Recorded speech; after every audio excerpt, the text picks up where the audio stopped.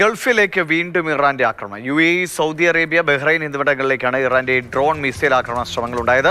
ബഹ്റൈനിലെ സിത്രയിലുണ്ടായ ആക്രമണത്തിൽ 32 പേർക്ക് പരിക്കേൽക്കുകയും ചെയ്തു. സുരേഷ് വെള്ളിമുറ്റം വിവരങ്ങളുമായിട്ട്. സുരേഷ്, ഇറാൻ വാക്ക് പറഞ്ഞിട്ട് അതിങ്ങനെ നിരന്തരം ലംഘിച്ചുകൊണ്ടിരിക്കുകയാണ്.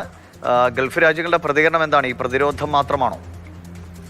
ദിവിഷ്, പുതിയ സാഹചര്യത്തിൽ, അതായത് ഇറാനിൽ പുതിയ ആത്മീയ നേതാവിനെയൊക്കെ തെരഞ്ഞെടുത്തതിന് ശേഷമുള്ള ഒരു പ്രത്യേക സാഹചര്യം, പ്രത്യേകിച്ച് പുതിയ ആത്മീയ നേതാവ് കൂടുതൽ കാലം നിലനിൽക്കില്ല എന്ന് ട്രംപ് പ്രതികരിച്ച ഒരു സാഹചര്യത്തിൽ കൂടിയാണ് ഗൾഫ് മേഖലയിലേക്കുള്ള ഇറാന്റെ ആക്രമണങ്ങൾ കൂടുതൽ ശക്തമായിട്ടുള്ളത് എന്നാണ് മനസ്സിലാക്കാൻ കഴിയുന്നത്. ആ വിധത്തിലാണ് ഇപ്പോൾ ഗൾഫ് മേഖലയിലേക്ക് ഇറാൻ ആക്രമണം തുടരുന്നത്. നേരത്തെ ദിവിഷ് സൂചിപ്പിച്ചതുപോലെ തന്നെ ഗൾഫ് അല്ലെങ്കിൽ അയൽ രാജ്യങ്ങളൊന്നും തങ്ങളുടെ ടാർഗറ്റ് അല്ല എന്ന് ഇറാൻ പറഞ്ഞിരുന്നുവെങ്കിലും ഇപ്പോൾ ഈ കഴിഞ്ഞ ദിവസങ്ങളിലൊക്കെ ഉണ്ടായിട്ടുള്ള സംഭവങ്ങൾ ആ നിലപാടിൽ ഇറാൻ വെള്ളം ചേർത്തിരിക്കുന്നു എന്നാണ് വ്യക്തമാകുന്നത്. ഏതായാലും ദിവിഷ് ഇപ്പൊ പറഞ്ഞതുപോലെ ബഹ്റൈനിലാണ് വലിയൊരു ആക്രമണം ഉണ്ടായത്. അത് സിത്ര പ്രദേശത്ത്, ബഹ്റൈനിൽ വലിയ ആൾതാമസമൊക്കെ ഉള്ള സ്ഥലമാണ്.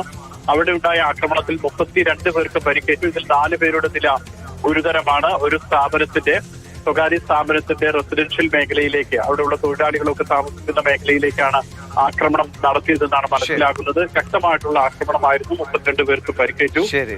ഇറാൻ നിരന്തരം വാക്ക് പാലിക്കാതെ വീണ്ടും ഗൾഫ് രാജ്യങ്ങളെ ലക്ഷ്യം വെക്കുകയാണ്. വിവരങ്ങളാണ് സുരേഷ് വെള്ളിമുറ്റം നൽകിയത്.